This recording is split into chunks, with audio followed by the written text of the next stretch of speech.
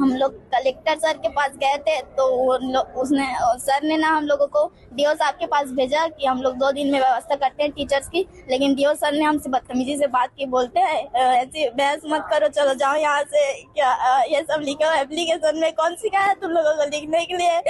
जिंदगी भर जेल का वो करोगे ना, समझ आ जाएगा, ऐसे वैसे करके बोले हम लोगों को। और हमारा जो क्या मांग लिया थी बेटा? शिक्षक 2 साल हो गए, एक भी टीचर्स नहीं है, तो हम लोग टीचर्स की मांग करने के लिए गए थे। कितने टीचर नहीं हो?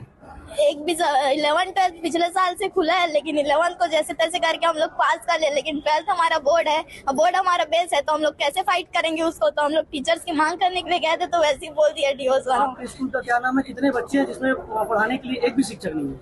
हाँ, गवर्नमेंट हायर सेकेंडरी स्कूल आलीवारा से है हम लोग, और 4 टीचर्स बस हैं, वो भी 9th-10th के लिए है, 11th-12th के नहीं है वो सर मैम जो है वो। 160 कितने हैं? 160। अभी क्या चाह रहे हो?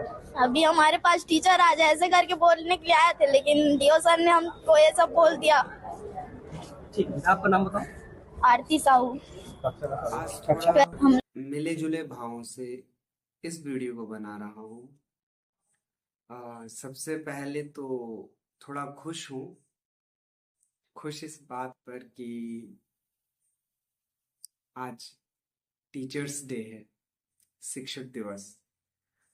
तो थोड़ा मेरे लिए एक अच्छा दिन है, या यूं कहूँ मेरे जैसे उन बहुत सारे टीचर्स के लिए एक अच्छा दिन है जो सारे टीचिंग प्रोफेशन से जुड़े हुए हैं। सारे शिक्षक जो शिक्षा देते हैं किसी न किसी तरीके से बच्चों को, उनके लिए एक काफ़ी इम्पोर्टेंट दिन है आज। तो सबसे पहले तो टीचर डे की शुभकामनाएं। और मिश्रित भाव की बात कर रहा हूँ कि जैसे ये वीडियो अभी चल रहा है, तो ये वीडियो हमारा एक्स हैंडल्स पे, जिसको पहले ट्विटर कहते थे, उस पर काफ़ी चल रहा है। और यहाँ पे एक्चुअली जो देखने को मिला कि शिक्षा की हालत क्या हो गई है। बच्चे अपने लिए टीचर को मांगने जा रहे हैं और बच्चों को कहा जा रहा है कि तुम ये क्या कर रहे हो, क्या एप्लीकेशंस लिख रहे हो, और उन्हें डराया जा रहा है कि तुम्हारे ऊपर केस कर देंगे, फिर तुम जेल में काटना अपना सारा समय। अजीब सा, समझ में नहीं आ रहा कि कहना क्या चाहिए इस घटना पे। मुझे इस बात पे ज़्यादा खुशी मनानी चाहिए कि टीचर्स डे एक सेलिब्रेट किया जाता है। हमारे आ, भूतपूर्व और यूं कहूँ कि दूसरे राष्ट्रपति सर्वपल्ली राधाकृष्णन जी के जन्मदिवस के रूप में, या फिर यूं कहूँ कि इस घटना को देख के मेरा हृदय, मेरा दिल इतना दर्द में है कि समझ में नहीं आ रहा एजुकेशन को हम लोग कहाँ लेके जा रहे हैं। सो बहुत कुछ है मन में कहने के लिए, ऑल दोज क्या कहूँ, बहुत ज़्यादा सीधा सीधा समझ में नहीं आता। तो कुछ वक्त पहले एक कविता लिखी थी, और ये कविता लिखी थी टीचर्स के लिए, शिक्षकों के लिए, उन लोगों के लिए जो अपनी जिंदगी का एक बड़ा सा हिस्सा इस आने वाली नई जनरेशन को देके जाते हैं। और उन भावों के साथ लिखी थी कि जिन्हें शायद सभी महसूस करते होंगे।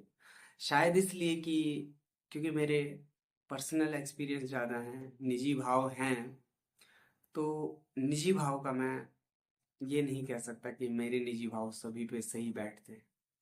तो मेरे निजी भाव को जो मैंने महसूस किया, या जो भी मुझे लगा कि मेरे सहयोगी, मेरे कलीग्स महसूस करते हैं अपनी कक्षाओं में अपने बच्चों को पढ़ाते टाइम, जो भी महसूस करते होंगे, मेरे नज़रिए से उनको थोड़ा लिखने की कोशिश की। तो बीते साल की बात है, बीते साल लिखा था इसे। और लिखा इसलिए था कि कभी कभी ऐसा लगा कि मेरे सहयोगी कभी कभी थोड़ा परेशान हो जाते हैं और ये परेशानियां कभी ख़त्म नहीं होती। बच्चे कभी नहीं समझते और ये हम समझते हैं कि बच्चे नहीं समझते, क्योंकि हमें हर साल एक नए तरीके से कुछ नए बच्चों को कुछ नया सिखाना होता है।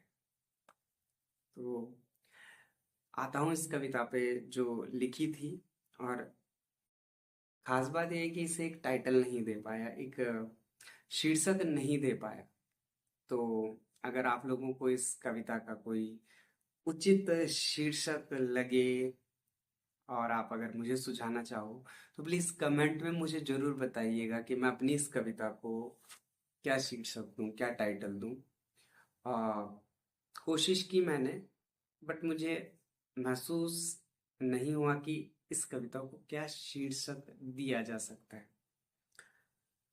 लिखा था कि थोड़ा सा मेरी भावनाएं जैसी है कि लिखा था, कुछ घटनाओं को समझना, घंटों उसमें बिताना, हर बार कुछ नाम लेकर आना और बच्चों के मजाक का हिस्सा बन जाना आसान तो नहीं होता। सवालों के पीछे विचारों को लगाना, फिर कहीं जाकर रास्तों को पाना, सपनों में भी सवालों का आना, कभी खुद पर ही बिफर जाना आसान तो नहीं होता। दर्जनों बार किशोरों को टटोलना, फिर उनका मन समझकर बोलना, पार करना, फिर हताशा की सीमा को और एक हंसी के साथ फिर हताशा भूल जाना आसान तो नहीं होता। गलतियां बचपन की सुधारना, फिर गलतियां बचपन की सुधारना और फिर आंखों में तुम्हारे बचपन का तैर जाना। अनमाने ढंग से बच्चों को हंसाना और उनकी हंसी में खुद के गमों को भुलाना आसान तो नहीं होता। एक जादू का बनना, एक जादू का बनना और फिर रंगों को सजाना, सुर्ख रंग में फिर भावनाओं को जलाना, फिर दर्द की सीमा को लांघ जाना आसान तो नहीं होता। खेत से खरपतवारों को हटाना, न समझने वालों को फिर बार बार समझाना। खेत से खरपतवारों को हटाना और न समझने वालों को फिर बार बार समझाना, बंजर धरती पर हल चलाना, रोज व्याख्यान के जल से ज्ञान को सींच जाना आसान होता है।